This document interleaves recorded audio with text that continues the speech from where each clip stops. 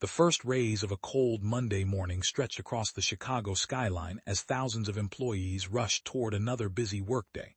Traffic crawled through downtown streets, coffee shops overflowed with customers, office towers reflected the golden sunrise. And inside the headquarters of Harrison Global Industries, 38-year-old Daniel Carter was already at work, just like every morning, long before most executives arrived. The maintenance department buzzed with activity. Machines hummed. Repair requests piled up, forklifts moved supplies through loading docks, and in the middle of it all, Daniel quietly solved problems nobody else could.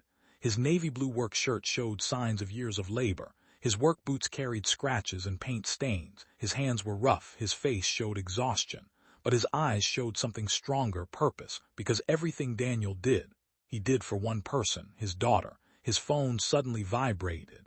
Emma read. Daniel immediately smiled. The video call connected.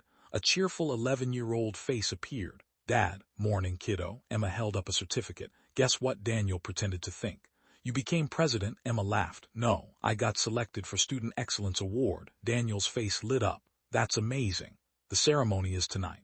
"I know. You'll be there." Daniel smiled. "Front row, you promise?" "I promise." Emma grinned. "Good." The call ended, and Daniel returned to work completely unaware that before the day ended, he would be forced to choose between his job and that promise. 3 floors above, CEO Victoria Harrison stepped out of a private elevator, 43 years old, brilliant, demanding, successful, feared. Employees straightened when she walked past. Managers lowered their voices. Executives carefully chose every word around her. Victoria believed success required sacrifice, long hours, absolute commitment, no excuses, and she expected everyone around her to share the same belief, especially today.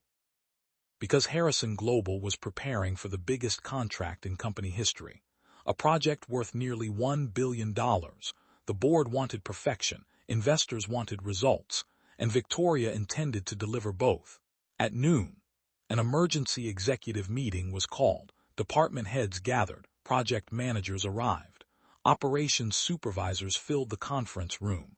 Daniel sat quietly near the back. He rarely attended meetings like this, but his department played a critical role in the project. Victoria stood before a giant presentation screen. Phoenix contract enters its final phase today. Room became silent. Everyone listened. Victoria continued. Beginning immediately, every department will operate extended hours. Several managers nodded. Nobody looked surprised. Then came the next announcement. Tonight, tomorrow, the entire weekend. Work until this project is finished. Applause followed.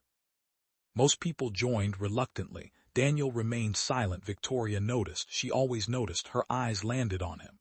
"Mr. Carter." Daniel looked up. "Yes, ma'am." "Any concerns?" The room turned toward him. Daniel hesitated briefly, then answered honestly. "Tonight won't be possible." Room froze. Victoria blinked. "What?" Daniel spoke calmly. "My daughter has an award ceremony." Several executives immediately looked nervous. Nobody challenged Victoria. Nobody. Victoria crossed her arms. "Reschedule it." Daniel stared. "I'm sorry." "Reschedule it." A few people looked shocked. Daniel remained respectful. "I can't." Victoria's expression hardened. "Why not?" Daniel answered without hesitation. "Because she's waited months for this." Room became uncomfortably quiet. Victoria stepped closer. "We're discussing $1 billion project." Daniel nodded. "I understand. You're choosing a school event. I'm choosing my daughter." Silence, absolute silence. Nobody moved, nobody breathed. Victoria couldn't believe what she was hearing. For years, employees had rearranged their lives for company demands. Missed birthdays, missed anniversaries, missed holidays. Yet Daniel sat there completely calm, completely unmoved. Victoria's voice turned cold. "This company has priorities." Daniel nodded. "So do I." The room felt like it might explode. Several executives looked toward the floor. Others stared at Daniel in disbelief. Victoria folded her arms.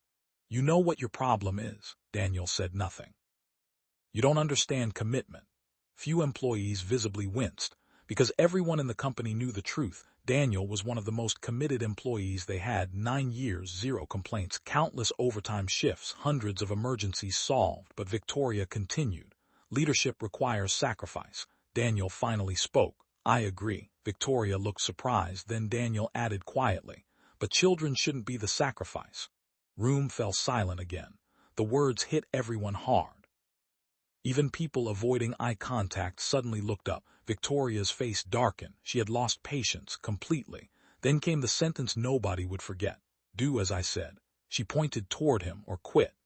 Conference room became completely silent. Every employee froze. Several managers looked horrified. Nobody expected her to go that far. Victoria waited, confident, certain Daniel would back down. After all, he was a single father. He needed the salary, the insurance, the stability, the job.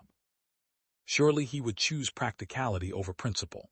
But Daniel surprised everyone. He simply nodded slowly, calmly, then stood. Okay, Victoria frowned. Opened his briefcase, reached inside, and removed a white envelope. The room watched in confusion. Daniel placed it on the conference table, directly in front of the CEO. Victoria looked down, then froze. Resignation letter, already signed, already dated, already prepared. The entire room stared. Daniel smiled politely. I wrote it 3 weeks ago. Nobody spoke. Nobody moved. Daniel continued. I hoped I'd never need it. Victoria suddenly felt uncertain. For the first time all meeting, Daniel wasn't bluffing, he wasn't negotiating, he wasn't threatening, he was leaving right now. He looked around the room at the managers, the supervisors, the coworkers who had spent years beside him. Then he spoke. When my daughter looks into that audience tonight, I want her to find her father. Room became emotional. Daniel's voice remained steady. 20 years from now, she won't remember this project. She won't remember profit reports. She won't remember contract negotiations. He paused. But she'll remember whether I showed up. Nobody could argue, nobody wanted to, because deep down, everyone knew he was right. Daniel picked up his box of belongings, a family photograph, a coffee mug Emma painted, a notebook, a few personal tools, nothing else. 9 years of service, packed into one cardboard box. Victoria stared silently. The confidence she felt earlier was gone, replaced by something unfamiliar, regret. As Daniel reached the door, something unexpected happened. A senior manager stood, then another, one by one. People rose from their seats. The entire conference room stood. A standing ovation, not for the CEO, for Daniel, the humble single father walking away from everything to keep a promise. Many employees wiped away tears, others applauded openly. The sound echoed through the room. Victoria stood frozen, watching her own leadership team honor the man she had just challenged. Daniel smiled gratefully, nodded once, then walked out. Hours later, while executives remained trapped inside emergency meetings, Daniel sat in the front row of a crowded school auditorium. Emma stepped onto the stage, accepted her award, then searched the audience. A moment later, she found him. Her face lit up instantly, the biggest smile Daniel had ever seen.